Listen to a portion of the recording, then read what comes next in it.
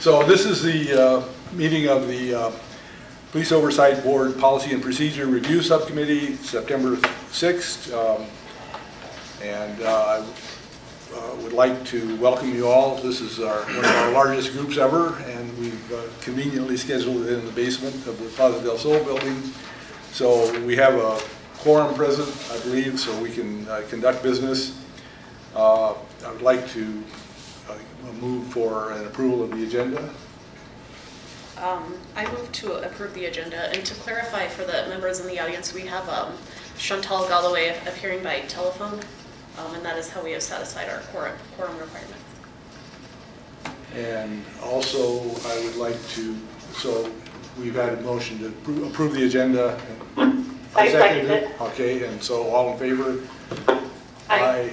And so the agenda has been approved. The minutes from the previous meeting have been presented, and so I would like to have the motion to approve the minutes from the previous meeting. So, would you like to make the motion? I'll make the motion that we approve the minutes from the previous meeting. Okay, I'll second your motion. All right, so made and seconded to approve the minutes from the previous meeting. All in favor? Aye. Aye. Aye.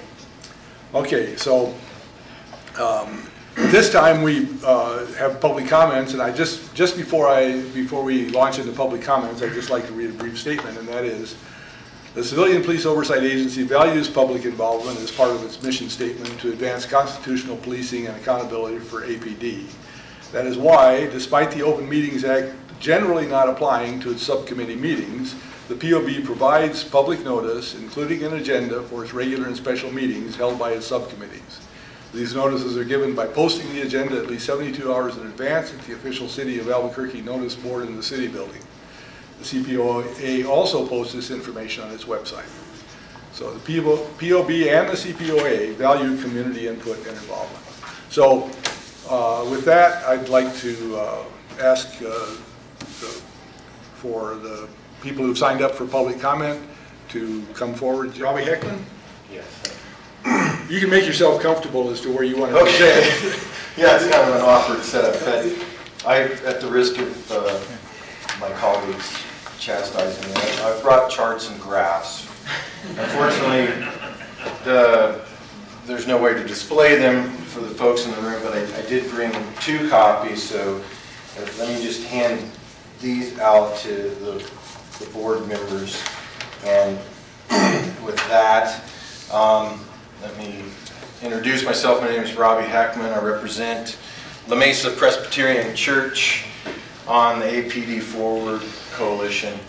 And I thank you for the opportunity to attend the subcommittee meeting and provide our input on the various use of force drafts moving through the policy development process.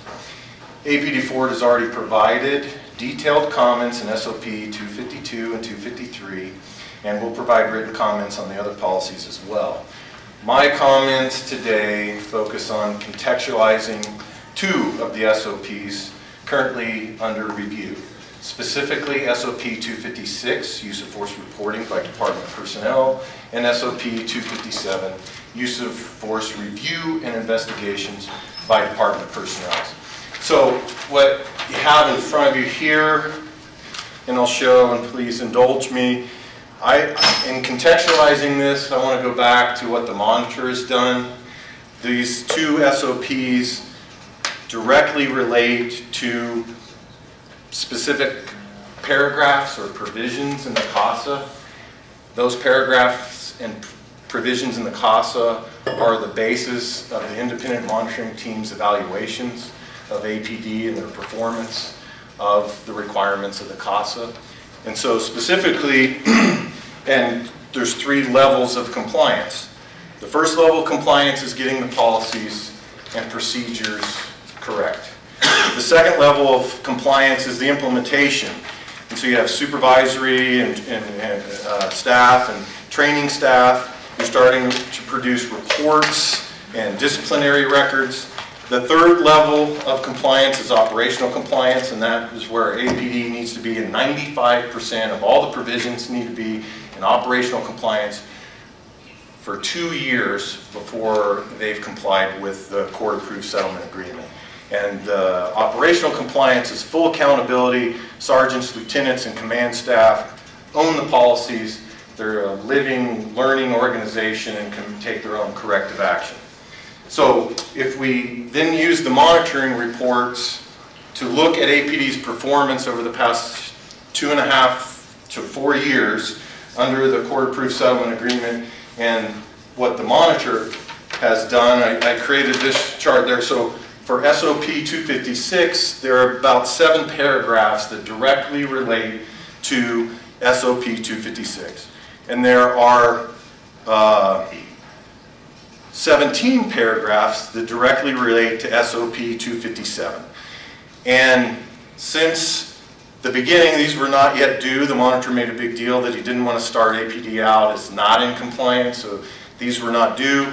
And you can see that you can do this kind of, the graduation is finer than that, but by years, you can see 2015 is when the monitoring started. 2016, may I finish? Yeah, go ahead. 2016 is when things started becoming due and the monitor started to evaluate and have evaluation determinations. So far, on all 24 of these, 7 associated with SOP 256, 17 associated with SOP 257, APD has remained down here, flatlined for the entire process in primary compliance level. They have not gotten into any kind of operational compliance or implementation compliance except on 1 paragraph, which is reporting officer-involved shootings to the monitor. So in 1 paragraph, they're in operational compliance. In the other 23 paragraphs, they're only in primary compliance. And so with that, I suggest that contextualizes what we're talking about today, which is these SOPs and the Graham standard being back in, and in the monitoring reports, based on these paragraphs, there have been significant deficiencies in APD's performance. Just recently in the last report, he talked about, they tried to insert this concept of de minimis force, which caused all sorts of confusion. It was in the policy. They didn't, it confused the training curriculum, neck holds, and other confusions abound that derive from the policies and the training implementation. And so I think the real problem here is that, especially in 257, which is the use of force investigatory standards, is that APD has now put forth a policy where that investigatory standard is the Graham standard, which is far below what the court-approved settlement agreement requires. We've talked about this ad nauseum and before this body and before the full board.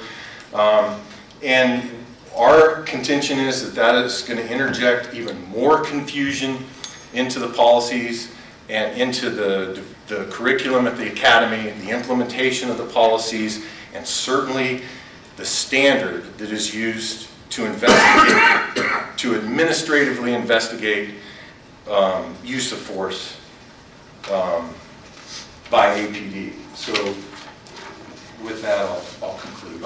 And I'd just like to mention, I mean, the intent of this meeting is to have discussion of those policies, and we can, this committee can do, is we can call witnesses. So you don't have to get all of your pitch in here at once, and we'll give you another opportunity to be heard. So, well, I appreciate that. So if we could, thank you for your presentation, your public comment presentation, but I just wanted to know that let you know that there's an opportunity to, direct the comments, and I think we'll keep you here as a witness. Okay, well, thank you. All right, thanks.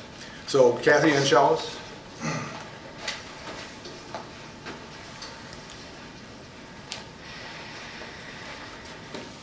Good afternoon and thank you. My name is Kathy Angeles. I'm the Executive Director of the New Mexico Criminal Defense Lawyers Association, which has a membership of over nearly 650 members, the majority of whom practice in Albuquerque. and obviously have an interest in the APD's culture of aggression, which was originally identified by the DOJ, and its effect on the people that we represent. We have concerns about the recent process for 252. We urge the exclusion of the confusing Graham reference in the use of force policies, and we believe it is of utmost importance that officers learn how to de-escalate tense situations and be trained to a clear policy on minimal use of force. Thank you. Thank you. Bill, Yes. could I address her briefly? Yes. So briefly, I just wanted to let you guys know that I've just learned at a meeting just before this one that there is now a resolution draft of 252. That resolution draft has, gone through every stage of this process, meaning it has been through the monitor, it's going to the chief. That I do believe that the language that was being complained of at our special meeting and additionally prior to that has changed. However, I'm not sure what the changes are because that resolution draft has not yet been made public. So I just want you guys to know that that is our degree of knowledge as to what has transpired. That way, when we make more discoveries about what's happening afterwards, we're all on the same page about where things stand at this particular moment.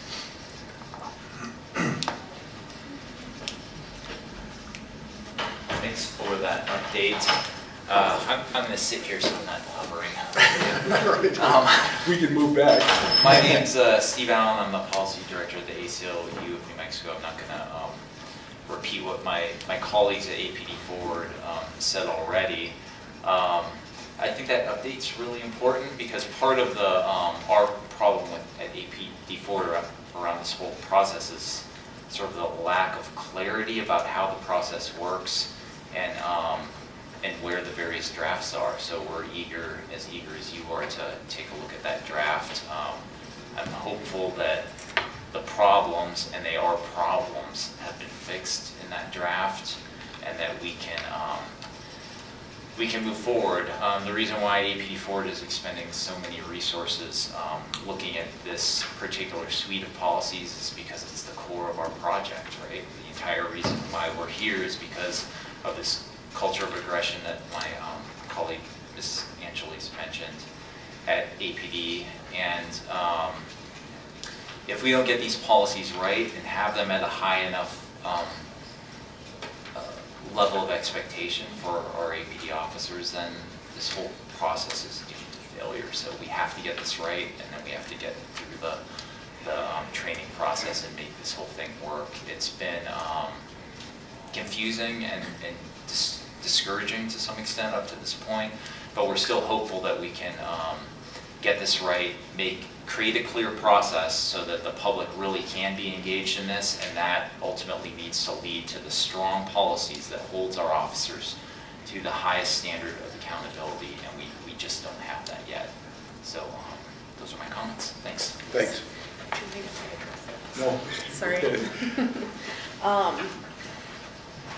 So, Steve, I just wanted to let you know that your comment about getting it right and not rushing through the process was just echoed by the monitor in our conversation about 256 and 257, and he did relate it back specifically to 252.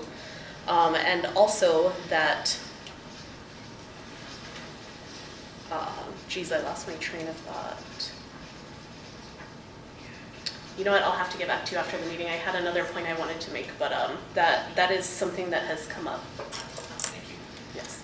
And our last public commenter, Kathleen Burke. Good afternoon.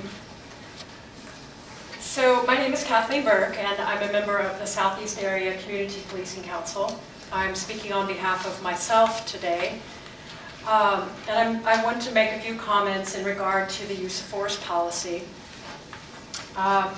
From attending prior POB meetings, it's my understanding that the community has come out in opposition to the Graham language. And I am also on that side. I support the removal of the Graham language. I've looked at some arguments in favor of keeping the Graham standard in the policy. However, I just want to add as a side note that I went on my first ride-along with APD last week, and I had the opportunity to meet a number of the APD officers in the southeast area. I was very pleased to find an incredibly intelligent group of people. Really smart, really with it, really on their game. And I think that there is no need to pander to some sort of thought that they need to be, that we need to give them things that they're already familiar with, or that we need to use the Graham language because they are comfortable with that language. I think it's actually the opposite, that we need to remove the Graham language altogether, because these are very intelligent people who will be able to grasp something new and different and something which is, according to the community, better. And so I would encourage you, the members, to really put your faith in these officers, that they are able to grasp something new and something different than what they're accustomed to from the past. Thank you. Thank you. Oh, I remembered my point for Mr. Okay, go ahead. Sorry. So Steve, the second thing I wanted to say was the 252 by way of 352 being really confusing. We bear some responsibility in that. I as an individual bear some responsibility in that. But we are anticipating having a discussion at this meeting about 352, and Mr. Schmiel is here to do just that. And we are, we're all kind of discovering, I'm not trying to make excuses, but one thing that I do think is true is that we are discovering kinks as we're working on the process. So it's a process of discovering how to make the process. And so we're here to have another discussion about how can we iron out some of those kinks. So if you wanted to stay for that, I think that could be helpful, since you guys have been so engaged and understand where those wrinkles lie. Thank you. And along those lines, the intent of this meeting was to have a discussion of where we as a body, the POB policy committee, go on, weigh in. How do we weigh in from this point on the use of force policies, the complete suite, because they are, as everyone I think is aware, they all tie together. And we found that out, that we were reminded of that in this earlier meeting that just ended a half or an hour ago at the DOJ, in which the monitor was present by phone. So it's a work in, there's a lot of moving parts to this process, and the intent here is to discuss not only the policies that are of interest, the important use of force policies, but also the process by which they've been developed and will be reviewed. And I think that the more we find out, the more we realize how complicated this process is, and that I'd like to take the more sanguine view that we haven't impeded this progress by having public comment, but we've improved the process by some of the kinks that have actually occurred. And I think we've tried to get as much public input as possible, at the same time be attentive to the timeline that had earlier been imposed by Judge Brack. Well, there was a lot of sentiment expressed at today's meeting, and I think this is indicative of how fluid the process is, in that now there's thought that the monitor would ask for a time extension to what the judge has imposed as a deadline. And so there's also a recognition that training has to be done as a part of this process. So I think, to be here and discuss this, it doesn't lend itself very well to a simple structure of how we're going to look at this particular use of force suite without also thinking about the process that got us here, and then even looking beyond that to how we're going to train. And it's also my view that what we're after is a better APD. And that doesn't end with writing a policy, it doesn't end with training, but it ends with officers in the field doing something, acting in a different way or a better way than they've acted in order to get the DOJ to come to Albuquerque, and then reviewing those policies and seeing that they're effective and the situation has actually changed. So, in that spirit, I mean, I'm not sure how to proceed from here, but I guess what I would like to do is to get, if you want, let's structure this to talk about the use of force policies.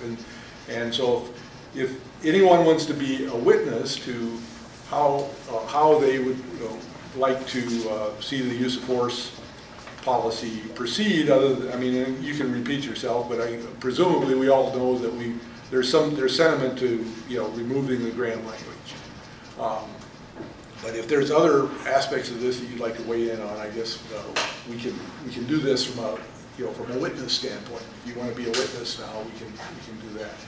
So would you like to add to this discussion before we? I can. Chantel, go ahead. I'm sorry, Chelsea, forgive me, but I just think that it's important to point out that because this policy is new, that it's going to be reviewed again in 6 months once it's been implemented, and then again annually thereafter. So this is an ongoing conversation for everybody who's in the room. I don't think there's any reasonable expectation that anybody can nail this the first time. There's too many moving parts. So just bearing that in mind, that it's an ongoing conversation, I think is going to be beneficial as we move forward. Go ahead if you have something. Oh, no, I was just going to suggest we move into item 5 of our agenda. And Okay. then All right. we can call witnesses Sure. also, Well, but all right, so we'll move to the actual review of use of force policies, item 5 of the agenda. And I'd like to invite Mr. Schmiel, if you're interested in your weighing in on what happened at this afternoon's meeting with the DOJ.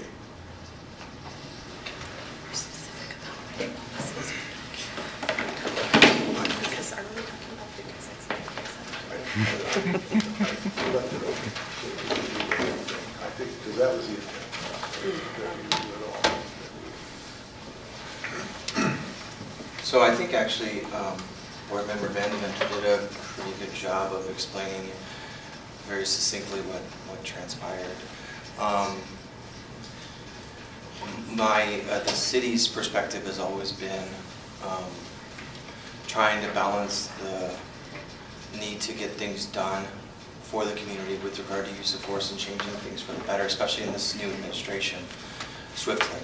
But that's balanced against the need to do things right. So this afternoon, there was discussion between the monitor and the parties about the timeline that's been established for the use of force policies, all of them, from 52 to 57, and in particular 52, with the anticipated response from Dr. Ginger to the resolution draft being due by the 19th of this month. So I think the takeaway was this is like turning a boat around in the middle of the ocean, and I think the city is committed to working with not just the parties and the monitor, but also the community to make sure that it is done right. Because the order that's filed with the court has a very strict timeline and deadline of all the policies being reviewed and approved by September the 21st, and then also by October the 1st, approved training. So that is a huge, monumental task, and there's no desire on the behalf of the city to repeat the mistakes of the past. In June of shoots, I guess it would have been 16, when the initial use of force training was delivered, the policy had been approved literally days before. So there's not that that perspective being moving forward. There's not a desire to rush things and have them be sloppily done. So that was the discussion today. We also discussed 56 and 57. I thought we had very productive input from DOJ Attorney Sanders and then Mr. Maurer. So we're taking those into consideration incorporating those revisions. And then those two rather policies will be presented to the Office of Policy Analysis moving forward. So just as a reminder, I mean, I think, or to be clear, I mean, 252 is the general use of force policy, and it was, a version was approved by the PPRB back in July 10th, in fact. So since that time, there's been revisions to the language, as we're aware. 256 and 257 have just been released as drafts, and those are the reporting, deal with the reporting requirements. And that was the subject of the meeting earlier today. And they were actually released as a draft on the 10th of August. So they have been out, but there's also been some, you know, they've been in the works as well and under modification. 250, and just for completeness, 253 is the use of force definitions, and of course that, you know, that's what it is.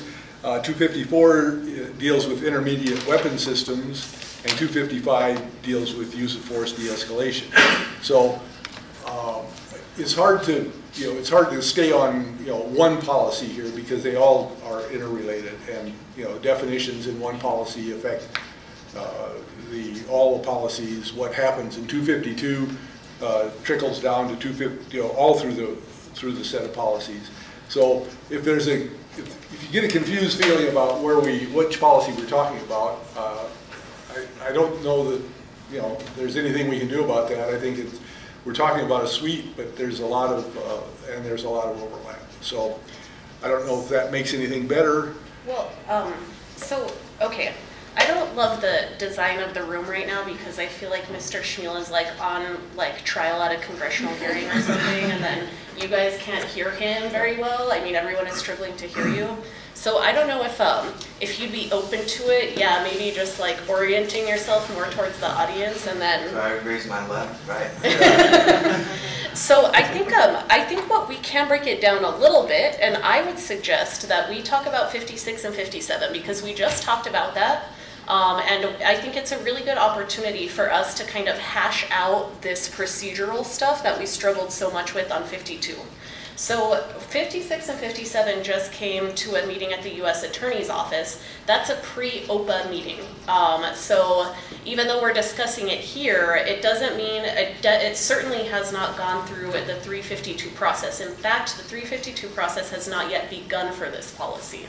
And so these are like pre-meetings, not for any sort of secrecy. It's really to just get the draft put together so that the draft can start getting through its review process. And so I have some questions for Mr. Schmiel, and I think that you guys are also going to, and I'd like for us to just have a joint discussion, and not like this like super, you know, kind of overly formal stuff that's not really necessary. But I'm thinking, one question I have, and it's for Jeremy, is that, so this 256 and 257 are coming to us, coming to the full POB next week, right? They're being presented, and Director Harness, I think, can answer that question, right? That's what I understand. That was my last understanding, but I think that there was the contemplation that it would be a more complete product when it was going to be presented to the board. So I'm not sure whether or not the city would be ready to present them at the 13th. Yeah, and so I believe that it would be premature to do that, and the reason being, as DOJ Attorney Sanders shared with the room, the language in 52 in the policy section is going to be ported into 57 at the very least. I don't think it really has a role in 56, and to be clear, 56 is the reporting use of force SOP, so that really is supposed to speak to an officer who uses force. Okay, what next? We didn't want to overburden one SOP with, okay, what do I do next as an officer, and then also put in all of the protocols with regard to reviews and investigations of use of force. So it would be really difficult for it to be on the 13th. The other piece of it is the monitor made it very clear in the meeting that the 19th is the date by which he will resolve. So what that means is at the tail end of 352, when all of this voodoo happens beforehand, it's per the settlement agreement presented to him to resolve it, which means he either approves it or not. If it's not approved, then whatever reason it is disapproved, whatever disapproval reason it provides, the parties have an opportunity to take it to the court for the court's resolution. So that's where we're at now. It certainly isn't with it's with the monitor, and that's it. You know, and that's the legal process that's spelled out in the settlement agreement. So yeah, it would be impossible to have 56 and 57, and I think, you know, there are ongoing discussions after the meeting this afternoon about we have the status conference on the 10th. We have to talk to the court because as lawyers we're all very sensitive to orders, and we don't want to let not just the court but the community down with missing marks. And so the city always operated with a real sense of urgency, but with an awareness that you can't rush this, it has to be done right. So I think that we'll miss the deadlines, but we won't drastically overshoot them at all, because we still are working very efficiently together in the beginning. And the purpose of these beginning conversations for all of these policies was for the city to avail itself of technical assistance from the monitor and his team members with regard to 52 through 57. So that's the reason why it's not anticipated by 352, because it's a carve out from a previous filing. I think it was 355. I can't remember the exact number, but it was spelled out in there.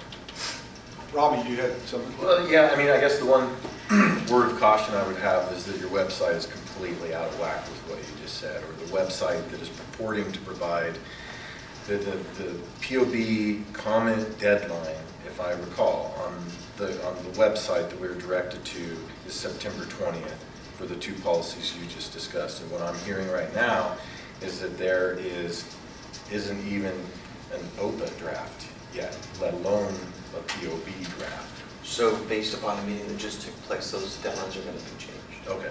They have to be changed. Right, yeah. Because, but I mean, I guess it's a little weird, though, in that context that these are pre-OPA drafts, yet they're on the website with a implying that it's a POB draft and that the POB comment deadline is the 20th, which would imply that August 20th or thereabouts, August 19th, these policies were submitted to POB. You know, I need to step in, and you know, we're trying to provide the best information we can to the public as we go through this process.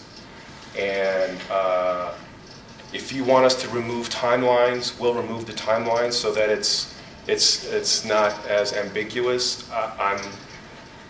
I'm not liking this intimation that there's some nefarious activities going on behalf of the POB and the CPOA by trying to provide that information with the information that we're getting, understanding that we are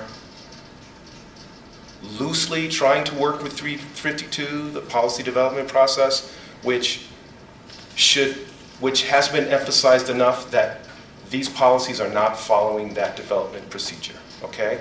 And that has not been emphasized enough. So if we were following those procedures, we wouldn't be having these meetings, we wouldn't be having access to these policies at this point in the process. So we will, at this point, put the policies up there. Clearly, commenting periods aren't applying in this case because the city allowed for public comment on 2-52 way beyond the 30 days. There was nothing underhanded or nothing that harmed the public's opportunity to comment by having the special meeting. So we will remove those dates. We will simply post the policies as we receive them for consideration, and we will take comment as we receive it so that that removes any confusion. Can I respond to that? Sure, go ahead. I mean, first of all, I don't think I ever intimated that there were nefarious things going on with the POB. I think that was the gentleman sitting next to me. Second of all, my only point in bringing that up is that it adds to this confusion. If you have things on your website that imply something is a POB draft and that deadline is fast approaching for several of these things, and that everybody who was sent that email draft, who would even be vaguely familiar with the policy development process, which I fully understand, and I understand the reasons why we're not following, and I appreciate the public comment.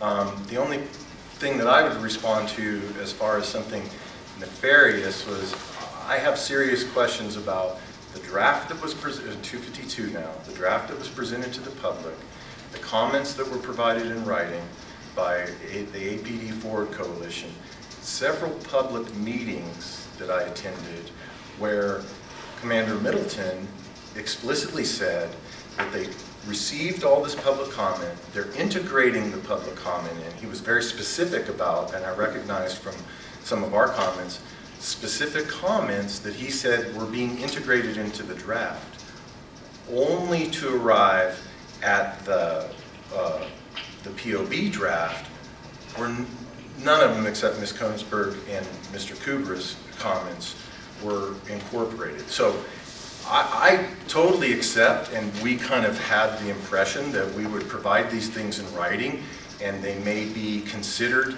or not and inform the next draft.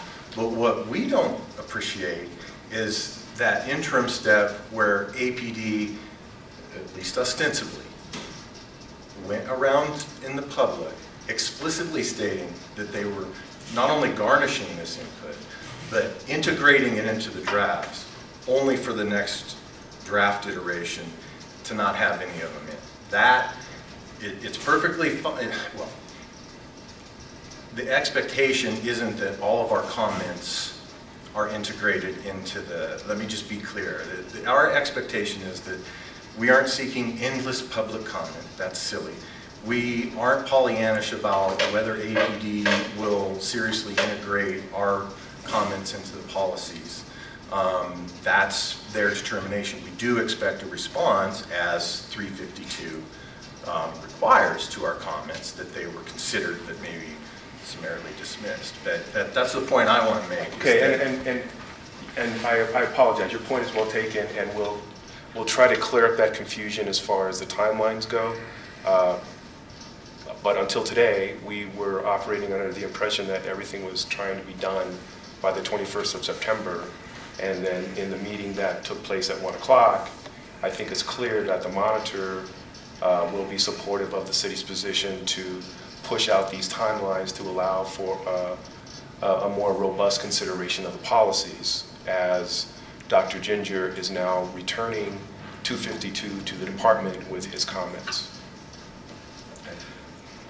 I'd like to add to this that, I mean, I think we all understand that all public comments can't be incorporated, especially when they're in conflict. I mean, the APOA, the union wants the graham language in. The public wants the graham language out. We can't have it both ways. I mean, it's either going to be a little, and I think what's happened at this point is that there's a certain compromise that's been left, or that remains, or that was created. And the question in my mind is, can the compromise that currently exists in this draft, is it trainable, is it workable, can you make a policy out of it that officers will be able to follow and improve APD in the long run? And we won't know the answer to that until a year from now, or some period. 6 months from now will be a review, but I mean, we'll have another chance to sort of evaluate the policy. I don't just, and this is my personal opinion, I don't think that having mentions of the graham language in there is going to materially have an effect on the outcome of getting a better result with APD. I mean, this, and I know we... I'll just state for the record that I categorically disagree. Right, and I understand that, and I think we've expressed that enough to where we both realize, recognize where our respective positions are. So, that being said, that's all I have for this. Go ahead. I have a response. So I think Director Harness, you raise a good point, which is that it can't be emphasized enough that these policies aren't tracking 352. And the fact that they aren't tracking 352 is, I would say, and the fact that that hasn't been emphasized enough is why I made a statement earlier that I bear some responsibility in the public confusion. surrounding these policies. And so what I'm doing right now, which is trying to present a lot of information on where the rest of things, the policies stand, is not because I'm buying into some narrative that there is something, excuse me, I'm having allergies, that there's some nefarious activity going on surrounding the policies. I'm only trying because I've heard from several members of the community that they were confused about where 252 went and when and why. So I'm just trying to provide lots and lots of information about where the policies are now, because I've heard from so many people that they thought the policy that they thought would happen with 252 was not transparent. So I'm endeavoring to just provide as much information as possible to explain where the policies currently stand and where they're going next. And I don't share the feeling that we're getting that criticism from the public that that there's something sneaky that we're doing. I don't think that that's what people are trying to say, but I certainly would not agree if that is what people were trying to say. I'm only just trying to provide information so that we can kind of not have the same issues that we had with 252. So, Yeah, do we want to talk about the substance of 256 and 257, or should we save that for a later time? Well, I mean, would anyone like to comment about the substance of 256, 257, whichever use of course? Yes. I have a very brief comment, and it has shockingly to do with the Graham language in there. I think that the CASA is asking minimum, necessary, proportional. Graham does not get you there. That's in, if you read Graham and you read the investigatory standards that are in the draft that we've seen, recognizing it's a pre-OPA draft, the draft that we've seen, the Graham standards in there essentially establish that the investigatory standard is not APD policy. The investigatory standard is Graham. And that is in direct violation of the requirements of the CASA. And especially if you're going to go out and try to train people and operationalize the investigation as well as the application of de-escalation and all the things that lead you to an evaluation, was this the minimal, necessary, and proportional force? If Graham starts to interlace with that, it becomes confusing. And again, as we've said ad nauseum, Graham isn't a practice. It's a minimal legal standard. But I don't mean to interrupt you, but you're talking about now the investigation part, and I think this was, yes, and so Mr. Schmiel, would you care to weigh in, because that was one of the subjects of discussion, and I think that of today's meeting was that there was a recognition by other DOJ lawyers, Corey Sanders, that there was a potential problem with a dual investigation model. Is that right? I mean, so what, other than, so I guess could you just clean up the question a little bit so I understand exactly what you're saying? Because I understand the issue with Graham, that's been clear for a while. But I guess the thing that I would say is the city's perspective, and based upon the existing approved 252, there is in the settlement agreement language speaking to objectively reasonable force. And objectively reasonable is mentioned in the settlement agreement several different times. So it's minimal and necessary. Right. Well, it's actually minimum amount of force, not minimal. It's minimum amount of force. So, are you saying? I mean, I don't know that we can resolve your dislike for Graham. I think that that's fundamental, and I appreciate that. I think we could talk about it until the cows come home. If you're saying as an application, this policy isn't going to work, 57, just clean that up for me a little bit more, because what I see is in training, you could very clearly explain that you have minimum amount of force that is reasonable, necessary, proportional, based upon the totality of circumstances. And then on top of that, you have a standalone SOP in 255 that goes, again, above the Graham standard. Because like you rightly pointed out, the courts haven't caught up with the idea that you think about what happens before force is used, right? So you have in 255 a completely new set of expectations for officers when they're going to interact with someone. And those expectations speak to doing, cover, concealment, distance, time, all those different things. So I guess my struggle is, other than just disliking the fact that Graham is in there, how can we here say it's not going to work if it hasn't been tried? And also I would point out that Seattle, New Orleans, Los Angeles, every city just about that has been subject to a consent decree or settlement agreement has that concepts like Graham in there, and they also have additional requirements like the city of Albuquerque is putting in its policy. The only two cities that don't have that language are Baltimore, which is a brand new settlement agreement. I think it was being tried probably within the last year or so, and Newark, which is also a newer one too. So I guess that's where my struggle is with that broad statement and then dislike for Graham. Yeah, okay. Well, I mean, maybe I've expressed it as a dislike, and I apologize if Do you eat graham my crackers? personal... Like, will you eat a graham cracker? Well, but I mean, let's depersonalize this for a second, right? Because it's really, I'm really kind of holding up a mirror of what the monitor's done. And so concepts like... Well, just to interject one point, the monitor approved the existing 252, the use of force policy suite, and he did that in 2016 June. So he didn't see a compliance issue with it then, and he also didn't see a legal issue with it then either, and so did the DOJ. So I think that's the only thing that I would point out. Go ahead. Okay, thanks. So to address your question, and I would like to depersonalize this because it's not about me and my dislike of Graham. I think that's kind of a silly place to take this, but let's go back to the policy. I believe it used to be 254 was the investigatory standards, right? Didn't have Graham in it, right? Pretty sure it didn't. Anyway, and that was just in 2016, 2017. It did, what was introduced were things like de minimis force, which we read, and you can read in IMR 6, page after page of the utter confusion that caused in the performance as well as the investigatory standards.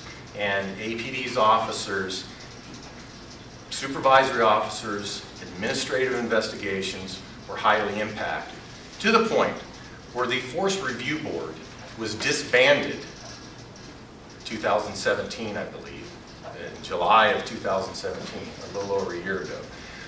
The new Compliance Bureau has spun up the Force Investigation Standards, which we haven't seen, and I'm talking about the public. The public, viewing this through the monitor's evaluation, has not seen work product from them. However, the last 298 report, which was just released in August 9th of 2018, the monitor explicitly talks about the continued confusion, the disbanding of the Force Review Board, and even the statement that their substantiation of some of these administrative investigations can't even be relied upon because there was that level of inability to carry out an administrative investigation. And I submit to you that that is been directly influenced, and this isn't me saying this, this is the monitor saying this, that has been directly influenced by confusion, things in the policy that are confusing and not being able to be adequately trained. Or even worse, they would introduce something in the policy, issue a memo to train it, and then you'd have two populations of APD officers who are on the street trained in two different ways, essentially to ostensibly the same standard. So I just respectfully disagree that having something in there where it states, supervisors and detectives reviewing use of force. I'm reading from 257 now, the draft that we have, which is 8/29/18. Supervisors and detectives reviewing use of force shall take into consideration the minimum legal requirements as set forth in the Supreme Court grant. Any, next paragraph, any review or investigation use of force will also take into consideration often must at all times comply not only with the minimum legal standard, but also with even stricter standards as set forth in department policy. Supervisors and others analyzing force incidents will do so from the perspective of a reasonable officer on scene rather than 20/20's hindsight. They will take into account, where appropriate, the fact that officers must make rapid decisions regarding the amount of force and use in tense, uncertain, and rapidly evolving situations. Well,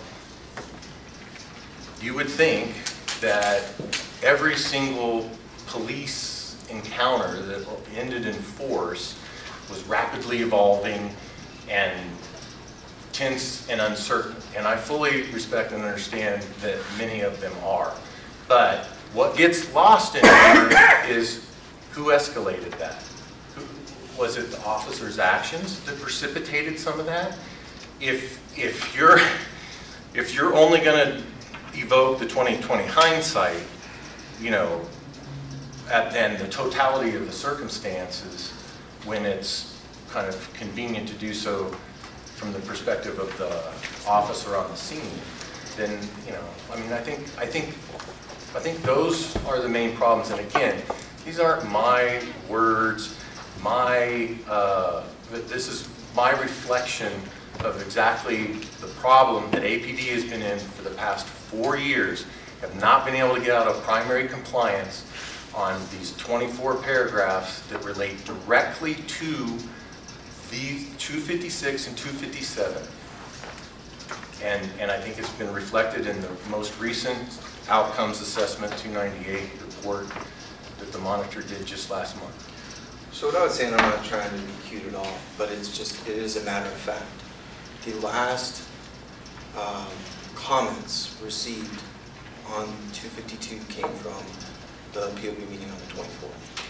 After that, there was considerable deliberation about what that meant for the policy. And when I started with, I'm not meaning to be cute, just this was also done without knowing what 52 would ultimately look like. So this was, if I could finish, please, because I sat and listened for a period of time there, and you asked me, you made a statement and asked a question, so I'm trying to answer it, because I think it will benefit the group. This was done at that point in time. So I'm like I said, I'm not trying to be cute, but let's the 19th we'll have a, God willing, please, we'll have a resolution of this thing. And the last commenters on this policy were y'all. I mean, what was that's what I don't understand. And because it's the legal process. What's the this in this context? Yeah, that's what I'm not. The legal process has it with the monitor for him to resolve, and so that's where we're at now. The city looked at the draft that was from the PPRB, looked at the comments from the parties, the previous comments from the monitor, the comments from the community, and prepared a resolution which is with the monitor to resolve. I mean, that's the best I can say with regard to that. Yes, that's what I started with 52. Absolutely. I think the confusion is that what you were referencing to, the language that you're reading had been drafted prior to the resolution for 252. So that's why.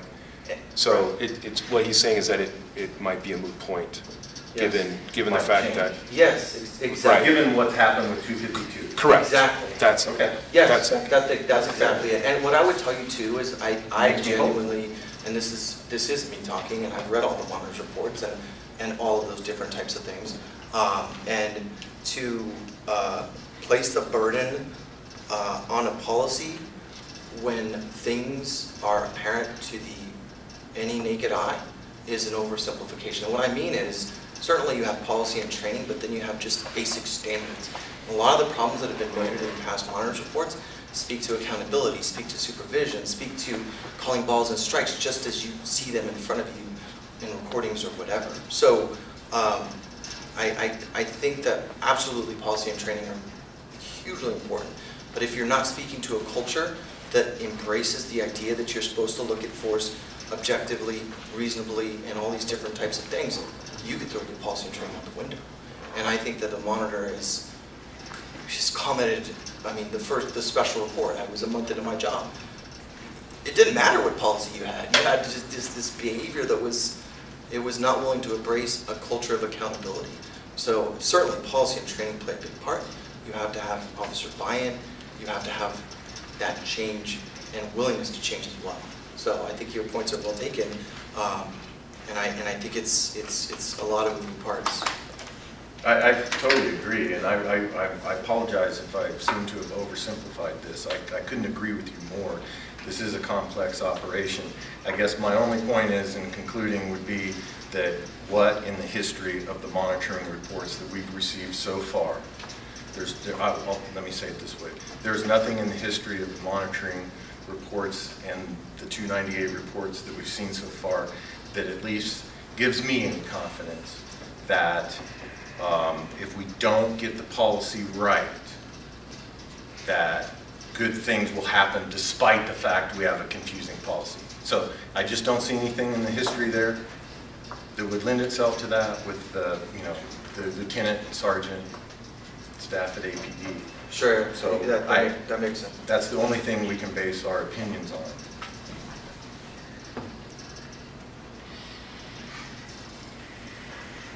Sorry, I feel like I've talked way too much. It's okay. Hey, it's all jazz and gumbo. It's good. Well, I mean, this is one of the purposes. I think one of the best purposes that the POB can serve in this committee is to get this kind of public discussion, because I think it's difficult to get an honest exchange of ideas in some of the other settings that we've been in. I mean, it's usually overpopulated by somebody with a particular interest, and I think what we're here for is to try to get public input. And along those lines, I think, and this may just be my view that I share with, that is shared by no one else on the POB, but I think we need to take we need to take a non-advocacy role in this. I think we need to take a higher level view of whether policy is a potentially good policy or not, and not advocate. And this is, gets at the grand language, and this is kind of my position as to why I think the policy can go forward. It's because I think it becomes a series of advocacy expressions when you try to get the grand language out of here or leave it in. And if you've been to as many meetings on this as I have, and several other people in the room, you recognize that there's a lot of advocates in the room, in those meetings, who have a much better position for making their position known to the end in the end result. So. And I have to go on record here saying I strongly disagree with much of what you just said. Sorry. and I am not surprised, but I got to talk first. Steve, you have something? Yeah, I just wanted to say, I'm really heartened that we, have a new administration, and I think new APD leadership that seems even open to having technical assistance from the monitor. I'm gathering that part of the discussion that you referenced this morning, Chelsea, about the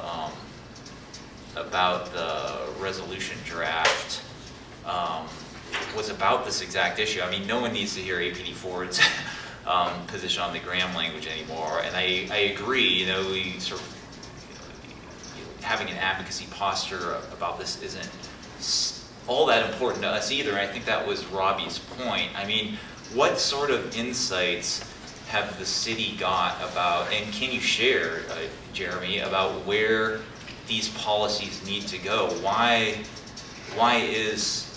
What's the monitor telling you about why 56 and 57 are inadequate at this point? The biggest issue that was raised by DOJ Attorney Corey Sanders is the fact that it's a cascading suite of policies starting with 52, and it's the issue we just discussed with Mr. Ackerman. The language in 52 has downstream consequences, most obviously for 56 and 57, because the city and the department is choosing to put that language, kind of up front. And the reason that was entertained and placed in there is because at the time of drafting, you can't ignore that, and it was another effort to explain, as 52 stood at that point in time, what that meant for someone reviewing use of force. And I can tell you that in discussions that Mr. Harness and Dr. Cass rather have been in on with that Graham language, I believe, and correct me if I'm wrong, DOJ Attorney Paul Kilgore said that language is most appropriately found, if it is anywhere, in reviewing and investigating SOP. So that was part of the reason why you see it there. So to your original question, it was just in the room deemed necessary to look at 52, get that hammered home, and then let's move, especially 56 and 57. I don't know that intermediate weapons and de-escalation have any indications of Graham language in them. 53 does not have any, well, that I can think of off the top of my head, it doesn't. So it really was that last remnant, if you will, of that problem or concern. And Jeremy, when is the public to see the resolution draft? Because I mean, it does sound like it's hot off the press 2 days ago, but I feel weird that we can't see it right away for some reason, and I'd like to know what that reason is. Right, and the reason is, as stated by U.S. Attorney Martinez, that's the process, that's the legal construct that we work within, because I think this is very strong evidence that, you know, we could walk this cow around the bar until it fades from exhaustion. There has to be the final arbiter, which in this instance is Dr. Ginger, and then if any of the parties have an issue with that resolution, then they certainly have the ability to take it to the judge, who is the ultimate one. So it stays non-public until it makes its way to the judge for any disputes post-resolution draft? Right. Okay. And so so that'll go at this next hearing? So that's never happened, where it's been brought to the judge for a resolution where any of the parties have filed an objection to what Dr. Ginger has said, you know, yay or nay about. And paragraph 148 doesn't explicitly spell out a timeline. It just says that it can be resolved by the court where a party has an objection with the monitor's resolution. So the 19th is when we anticipate the city will receive back word from Dr. Ginger, and then, you know, and also, of course, the parties will receive it as well. And then that ability to exercise some sort of objection where one is appropriate, you know, could happen. It could happen from the union. You know, there's absolutely a possibility that the Graham language, any Graham language, if there was Graham language in the resolution, it could be struck. So, you know, at this point in time, it's literally out of the city's hands. I think it's the position of the APOA that if the Graham language is not in there, they're going to take it before Judge Brack. Yes, exactly. And that's been. I'm sorry. Yes, I think it's the APOA's position that if the Graham language is not in there, they will take it to Judge Brack for final resolution. Okay, thank you.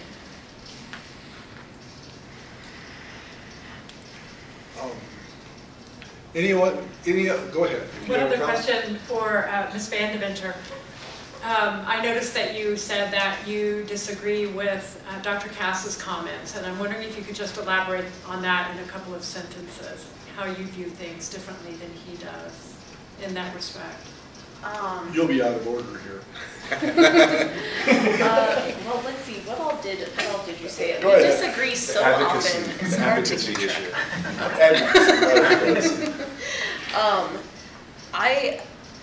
I mean, I think that because we are oversight, that we have almost an inherent advocacy type of role. Our role is to always, well, I mean, maybe I should refer to our mission statement, but I guess it just has to do with the way I view oversight functioning and its purpose. And I think you said something about we don't have to be advocates to. God, I really wish I could recall what you said better. But I felt like you, in some way, that you contradicted yourself in saying that we're not necessarily advocates, but we are going to take positions on where certain policies should go. And I think that that's what advocacy is. And I think that 252, you know, the kind of like issue we had on the board with 252 makes it more clear to me that we need to ensure that we are certainly on the same page before we make, before anyone, I guess, should be allowed to make statements that the public comes to rely on as our viewpoint. Because I think that we had a sort of a de facto position of being anti the Graham language, which I guess I misunderstood, because I thought that, you know, Dr. Cass and I had discussed this before, before our special meeting and before the full meeting, that we agreed about that. And then, you know, come to find out that we actually hold very different views of what goes on in there. But we didn't, the public, I don't think, was aware that the board was not unified in where it stood, and I wasn't aware that we weren't unified on where we stood on that language. And so I think that we can't help but advocate. I mean, anytime we make some sort of position statement, whether it's me or whether it's Dr. Cass or whomever, that is advocacy. And so I think we certainly need to do a better job of getting on the same page, but I think if we are not to do advocacy, then there isn't much that we will be doing at the end of the day. I think it's maybe just a matter of the practical definition of the word advocacy. Yeah, let me try to clarify the way I feel about this, and that is that I think that there's more than one way to achieve the end result. And so I think the first thing you do is you decide what your end result is that we're after. And I think the end result is, you know, an improved APD. And I think that you can choose the advocacy route, which is to take a position and insist that that's the correct way to proceed to change what you want, or you can do it by understanding better how APD operates and try to get APD to make the changes by being persuaded that you have information you can bring information that's important to this to bear. And I think that's, in my view, that's a better way to make change, is that if you do it in an advocacy method, you're doing it by sort of imposing pressure onto the system. And when that pressure is removed, the change goes away. So I think it's a better way to make change is to make it in a way that is accepted from within. And even if it comes out to, you know, they think this is their idea, that's a better way than, you know, if you don't mind who gets credit for the change, then you can do it in a way that I think is going to result in a more lasting change. Now, I think it's a sort of a more persuasive process as opposed to, you know, based upon information.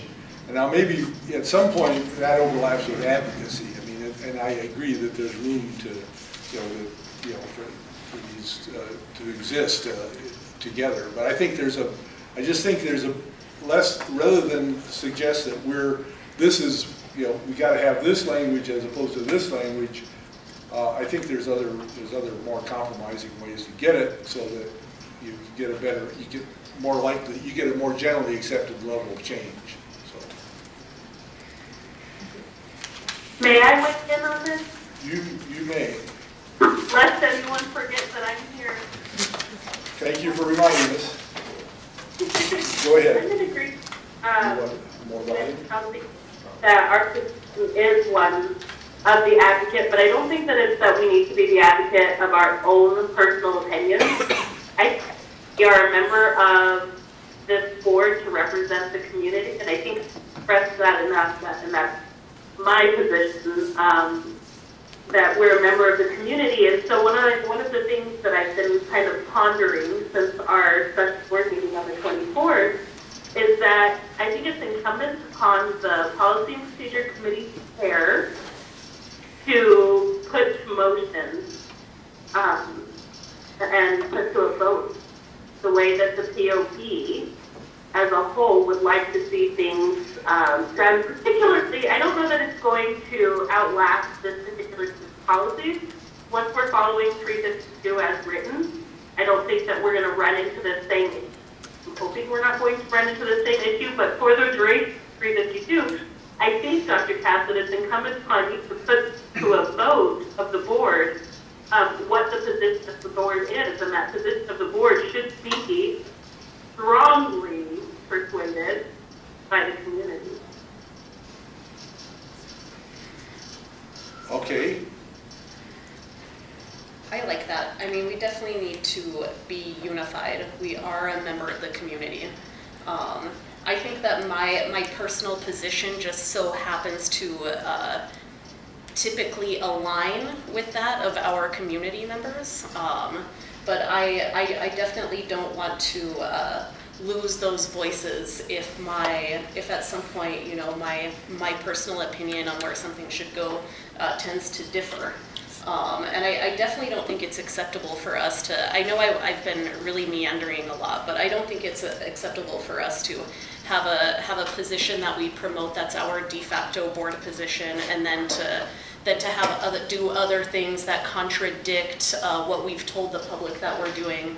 And so I do, and I've also been thinking about this and preparing an agenda item for our full meeting to kind of figure out how we hash this out as a board. But I certainly agree with those sentiments expressed by Board Member Galloway. And I think when you bring this issue up, I think then it begs the question of what's the mechanism, what's the process that we should follow to arrive at this position. I don't think it's up to the chair of this committee, me. I think it's up to, I mean, this has to come up from the committee, but I think unless we, you know, have a consideration at this committee that we present to the board, it's not going to, you know, we need more than just my opinion and me carrying forward what the rest of the board has expressed. I think we have to come to some well, we should position workshop ourselves. our position in the policy subcommittee. That's kind of like the ground level. We workshop our position there. And then we take that to the full board to come up with, you know, so that we don't run into these problems. But this is one step in that process. And I mean, but let me introduce another level of complexity, and that is that we might consider you to be the community because you're here, but I can tell you that I've been to plenty of meetings where it's a completely different community who weighs in a completely different way on these issues. And so how do you find community input? I mean, how do you find out what the community really believes on this? It's the people who are coming to the meetings that you hear, but you just have to go to a different set of meetings and you'll hear a different set of opinions. So, and what is the difference between your meetings? Are those your meetings? Is that the people who do attend meetings are the people with the vested interest. I believe that argument would be made kind of contrary to a position that I had at one point, that the people who are present are the people who have the vested interest will express their say. They're the ones that are going to do that. And there's ample opportunity for people to do so. I mean, not only do they have our board meetings, they have policy discussions, they can attend outreach committee, they can attend case review committee, they can email us, they can call us. I know outreach is working very hard to elicit more community engagement. And so I think at that point, we've done everything that we to allow everybody's voice to be heard. I think that Chelsea's absolutely right that we bring it, we kind of workshop this stuff out in policy procedures and we present it to the board for a vote. Once the board has taken a position as a whole, and there may or may not be dissenting opinions to that position, but once the board has taken that vote and come to an agreement, then that's the voice that needs to be represented at PPRB for the duration of this use of force policy suite. Right. But let me interrupt you just a second and remind you that the board doesn't come to a consensus agreement. The board passes these recommendations by a majority vote. And right. so I mean, I think there's a distinction to be made between saying that there's a board position as opposed to essentially it's a recommendation that is passed by majority of the board, and you don't need consensus for that. So, I don't think you need consensus, but I do think that, I think that what we're debating now is semantics. But I think that once the board has come to a recommendation that they would like to see passed along, that needs to be the voice that's heard at PPRB. And again, I don't expect this to outlast the use of force policies, just by simple nature of the way 350 can close, but we'll see when that time comes. okay, thank you. Can we figure out where, since we're not, again, for the transparency of the flow of this policy development process as it pertains to 56 and 57, can we discuss where the policy goes next? It goes to OPA next, is that right? Right, so then you put yourself on the track of 352, and then we follow from that point forward 352. Okay. So we go to the Office of Policy Analysis. Oh, sorry. So we were just going to ask, so at what point do we know when all the policies moving forward will follow 352? Does it start right now? So the only ones that are not following 352 are these 252 to 57. Right. So so if you have another settlement agreement related policy, let's just say 229 emergency response, then it should track exactly 352. So as far as so I think, and correct me if I'm wrong, you're asking when will you know it's going to OPA, when will you know it's Powered EMS, when will you know it's PPRB, basically where it's at in the process, because that's what you said at the public hearing before the 24th, I guess, second Thursday of this last month. I think that's a good issue to dialogue on. I think that's something that could be improved upon. I know that the department stands ready to inform that. I know that Mr. Harness has started to push stuff onto the website. I haven't seen it. Maybe I did look at it, but it was just real quick. So I think those are simple blasts. It's like, hey, here's where it's at. So Ed, I mean, maybe you can inform them. Well, we have, as we're getting them, we're putting them up on our website. We're getting the drafts as we get them, and I understand that that's been adding to the confusion because we've been in this constant loop for these policies. But I think generally now, 56 and 57 goes to OPA, and then it will follow the 352 track until it gets derailed, because of how things have happened. Yes. So Mr. Schmiel had mentioned that a lot of these policies in the use of force policy suite will follow whatever happens with 252 since it's a cascading thing. If 252 gets held up in court, for example, if the APOA files something for a final resolution and we hold up 252, does this hold up the rest of the policies in the suite? It would have to. It would have to. So Mr. Sanders, I don't know the exact percentage, but he said something like with 56 and 57, about 85 to 90% of it is fine. But as Mr. Ackman's pointed out, any inclusion of that type of language, is a sensitive issue. So, and that ground language is a sensitive issue. So, yes, it would. And just to be clear, I think that the whole effort to deviate from 352 was to bring everyone along. And so, I think it's an anomaly, but I also think it provides an opportunity for everyone to, be aware of the fact that policies are being developed, and also to learn about the policy development process. I mean, this has been discussed since, God, Ed, how long? I mean, well over a year. Well over a year. Yeah. And it doesn't feel like progress, but this is immense progress in the policy development process, and I think that it just needs to continue to improve with the input of POB, with the assistant self-department in the city, and only better things can come from this point moving forward. So, but yeah, that's exactly right. And so I think also what you're asking was, so the 19th is the date we'll receive resolution, whatever that looks like, from the monitor. And then it is very difficult to say X date exactly, because we don't know. It very well could have everything Graham stricken, it could have X, Y, or Z, and then there could be an objection, or it could be rainbows and butterflies, and it's like, okay, cool, we've got our policy, move on to 56 and 57. So I would say it's after the 19th, and it's something you'll be updated on. I think that we can absolutely, I think we can commit to that. I certainly can. Once we have something back from the monitor and we have an idea which direction it's going, we can communicate that out to as broad a swath of the community as we can find. And I think Elizabeth Martinez has the best distribution list for that. So. Just a quick question. Do you not have an idea already of the direction that draft is going to go? Sorry.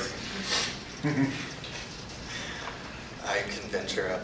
I mean, are you a betting man? You know, I just think that it's conflict. It's really you know, it's a conversation that had never taken place before. You know, about Graham, and I wasn't part of it. I came on board in 16 August, right? And so Cleveland spent about a year talking about it. That's not an exaggeration. You know, Seattle, I don't know how long it took talking about it.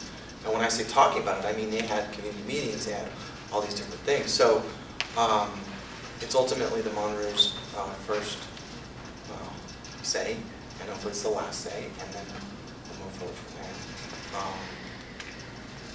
You know, in past meetings, you know, Director Harness and Dr. Cassidy, the president, where the monitor has spoken critically of that type of language. So, you know, as much as I can bring the direction, that would be my guess, a venture guess. Mine too. Yeah. But you know, I think it's really it's something of a conundrum.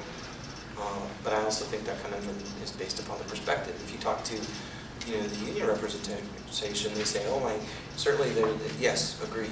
Graham is a constitutional standard, it's a legal floor. And they have concerns, legitimate or otherwise, that it's going to be very difficult for the officers. Whether that's right or wrong, it's a big sea change for them.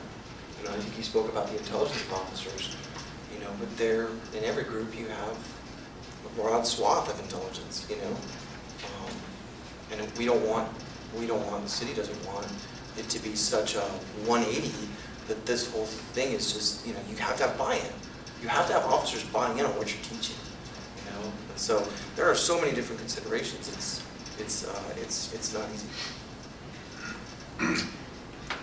So, Bill, I would like for us to make sure that when we do our POB hearing, where we have 56 and 57 on our agenda by way of knowing that that's what the city is going to present, I would like us to make an extra effort that we do that after.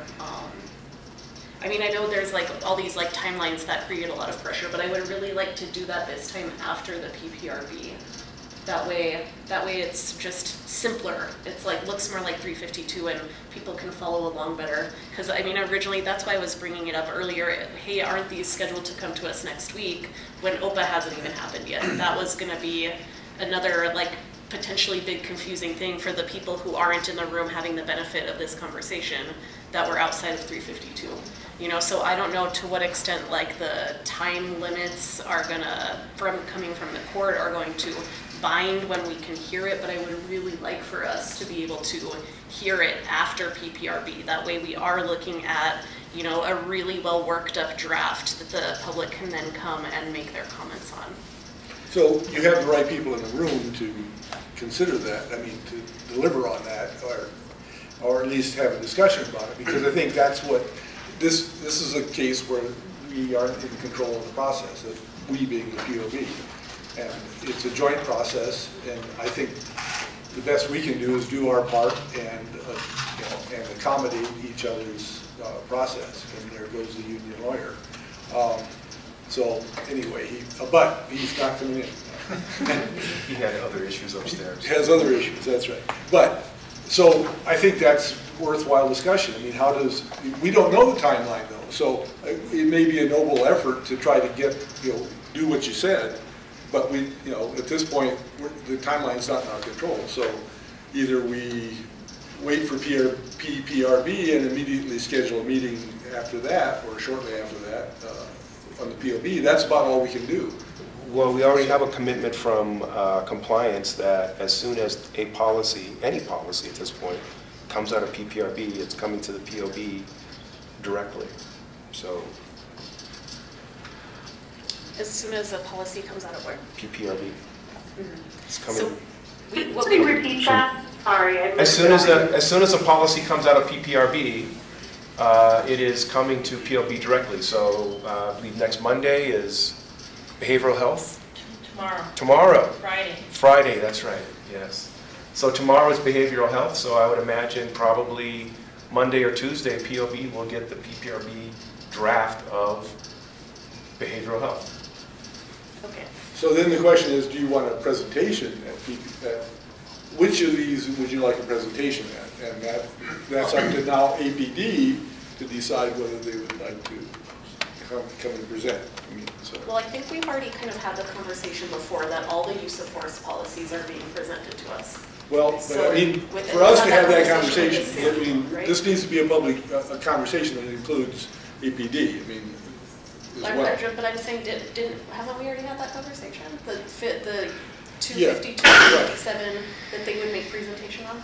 But again, I mean, I as a practice, I think that's what we're trying to do, and I think they've agreed to that. But I think we need to reestablish that because this is, you know, I think that's what they're anticipating, right? Well, Jeremy, are you guys anticipating doing that, or? Sorry, I wasn't completely tracked in the conversation. We're talking about about the commitment to present at POB the CASA policies and other policies that we identify as being important. So far, they're all CASA policies, I think, so we're not. I think that was the general rule, is that what we were suggesting, and this of course requires APD's cooperation. Do we have somebody who can weigh in on this? Yes. Lindsay Gallagher, Assistant City Attorney. I have been working on 219 along with the Crisis Intervention Unit. It will be presented tomorrow to PPRB and voted on. I don't know how PPRB will vote on it. If it is approved, so I think it needs to be clear that this policy is a CASA-related policy. It will go to the POB. However, it's not a use of force policy. If you want to further discuss whether that should go and be presented at a POB meeting, we are open to discussion. Wait, we're talking about 256 and 257 right now, aren't we? No. Policy 219 is the behavioral health policy. So what's in that is response to people who are in behavioral health crisis, and it also has in there language on jail diversion. Okay, well, I was trying to say for 256 and 257, the ones we've been primarily discussing. Right, and I think there's agreement that that APD was going to present those, but Right. that this next meeting was not the appropriate time. Right, well, all I'm trying to, where I'm trying to get is, why don't we, after the PPRB meeting on 256 and 257, once that draft gets blasted, why don't we determine whether or not we need to have a special meeting on just that policy, or whether or not it can fit in the regular course of business and not interfere too much with court timelines. That way we get a public kind of airing on it at like an appropriate time that kind of tracks 352, less confusion, etc. I would like to make a motion to that effect. Could you Let me make it more simple. Okay.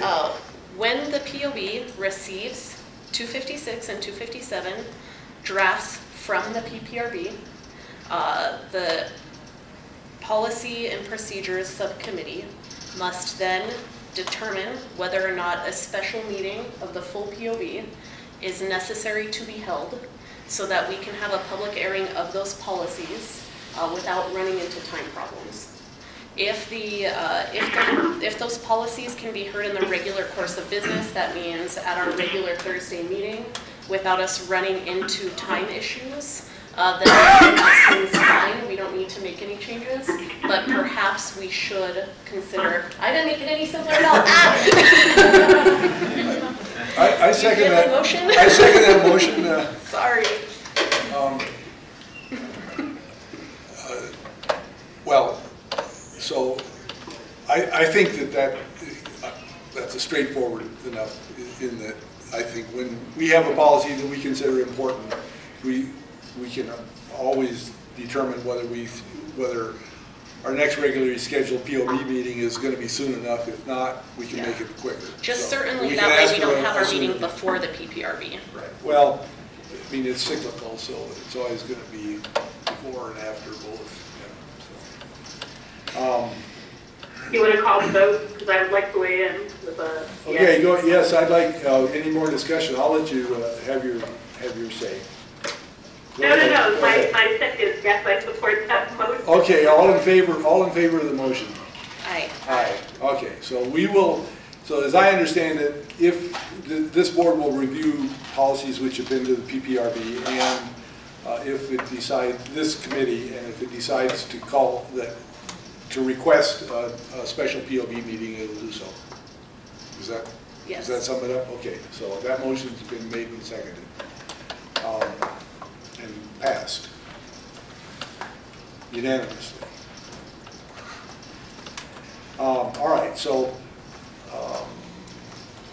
any other, well, I mean, this gets at process, and I think that, you know, we've had some maybe more discussion than we anticipated on the policies and as well on the process, but I think what I take away from this process is, or at least my view of the process is that they're good as guidelines, but they're often deviated, and so it's. I think in this case, the deviations to 352 were done with the best intentions of getting a public hearing, even though and weighing those against the timeline. I think the word that we're getting now is that the timeline may become less important, and we have less, you know, then we have less consternation about getting, you know, meeting some timeline, because the timeline will give away, and we'll still be able to get the process, here to get public input. But I think the other thing that I think we're clearly on record as is that we're interested as a POB and the subcommittee to get the public input and to be timely in terms of our response to moving the process forward. And that, I mean, that's I think a consideration that we all have, is that we have to keep, we want to keep things moving, and also pay attention to the process that is going on, so that everybody, you know, we get a chance to weigh in, but we don't do this forever. So, any other comments on policy process? We're on. I think we're clearly into item 6. Mm-hmm. So, if there, you have anybody have anything else to say? I'm not sure where we've been, other than that I think we've had a good discussion about how this messy process works, and I'm not apologetic for it. I think it is what it is, and I think the more the community knows about it, the better off we are. And I hope everyone has a better understanding that it isn't particularly straightforward. But I think the bright side is that it now exists in where 2 years ago there was no mechanism for doing this. There was no mechanism to get the public involved in a real way. And I think, if nothing else, we've achieved that. And I think we all feel that it'll be a better result now that we do that. It just may not be as clean as everyone would like. So, if let's see. So, if there's no other comments, I think we'll move on to item 7, which is to determine the date of the next meeting. And I thank you for your expert testimony. Should I expect a subpoena next time you want me to? The check's in the mail. As soon as you pass those amendments, we'll be able to do that. All right.